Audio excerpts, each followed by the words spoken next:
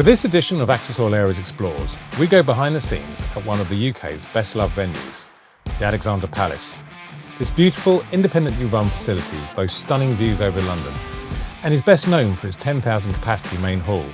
But this historic site also offers a range of remarkable spaces that enable it to host the firework displays, theatre productions to outdoor festivals, ice skating, and of course, the World Darts Championship. So over the last 20 years or so, this venue's gone from hosting one or two sporadic shows a year to being a really vibrant, busy facility that hosts around about 100 events.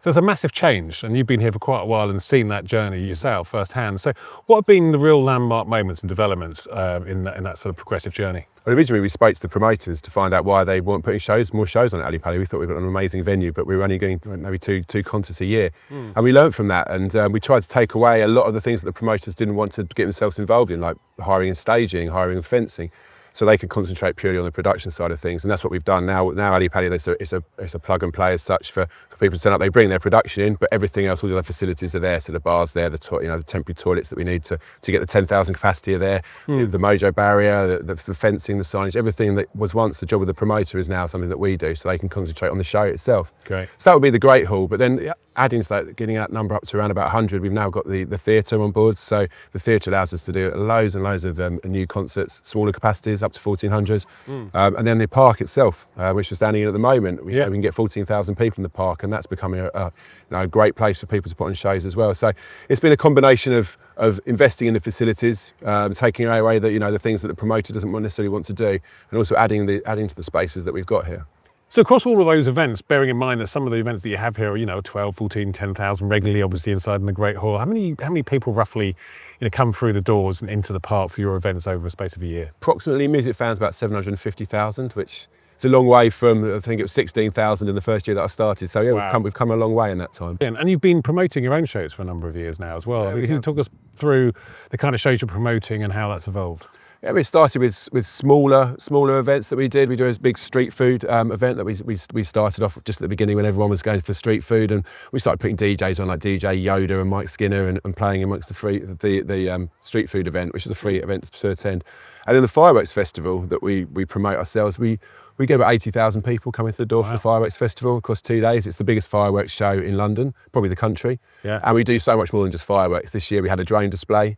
We have DJs, we have bands playing across the site. We've got the largest German beer festival in the country that takes place on the fireworks weekend as well. So the site's really, really buzzing at that point.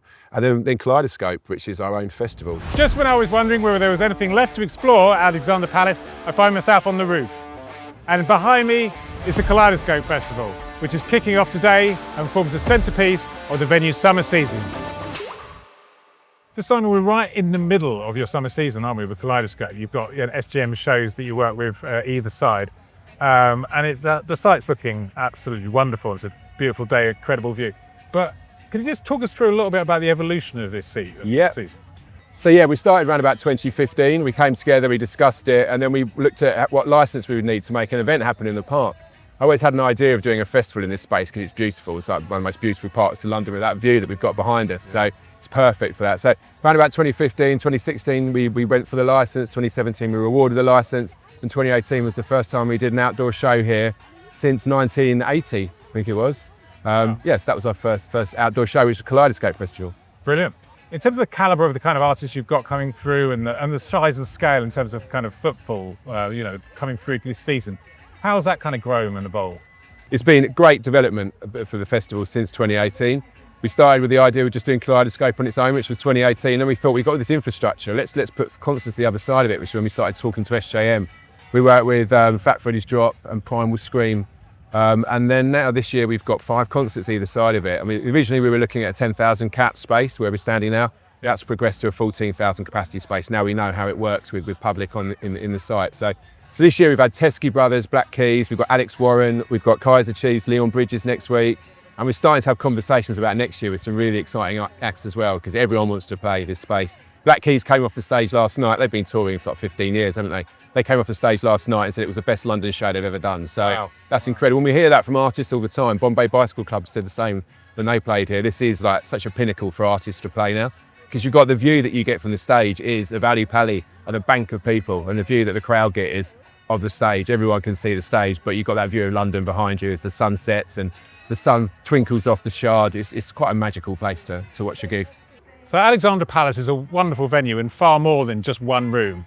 It offers a myriad of spaces that promoters can plug into. But when it comes to the way it's run, can you just talk us through exactly what its independence really means for the venue? So you're right, Alexandra Palace is a charity, and every pound that we make through commercial activity here is reinvested back into the park and the palace. And also we have a creative learning programme that we invest into. And this year alone, they supported 12,000 people within our community. They did that through music workshops, through our Young Creatives Network, through forest schools, through supporting people with dementia and hosting events such as Singing with the Brain. So it's an absolute fantastic learning programme for adults and children, and we continue to raise the bar with that. So it's an issue that everybody in society should be taking seriously, and the live entertainment industry has been obviously focused on it more and more in recent years. But can you talk us through exactly what you're doing here at Alexandra Palace to make this facility more sustainable? For sure. We've actually really accelerated our sustainability strategy with our new vision now to be a sustainable home for all that we do. It's a really important part of our makeup. So we're doing all the good stuff at all of our live events, you know, eliminating single-use plastic, etc. We also are investing in infrastructure to make sure the building is more sustainable. We've actually secured some funding to support us with all the sustainability goals that we have to get clean energy on site, etc. And as you mentioned, at Kaleidoscope last year, we actually were innovators. We had London's first festival wind turbine powering all our caterers.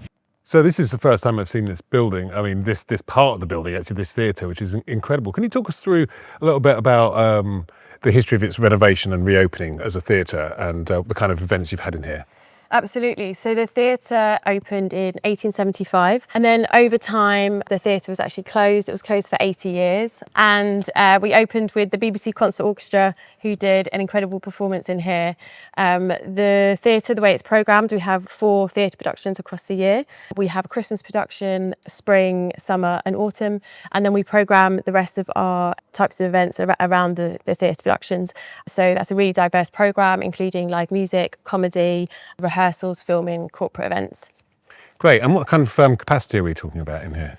The beauty with the theatre, it has an adaptable floor space. We can do fully standing, which is just under 1,400, which is 1,000 on the floor. These seats actually retract underneath the circle, and then we have around 300 in the circle, or it's fully seated 916. Brilliant. We are a charity, we have limited resources, but we make great things happen. And also, I think the fact that Alexandra Palace has a nickname, Ali Pali, shows the fondness, affection and love that people have for this place, either working in it or just people experiences what we put on. So we're Alexandra Palace, we're Ali Pali, we are the People's Palace.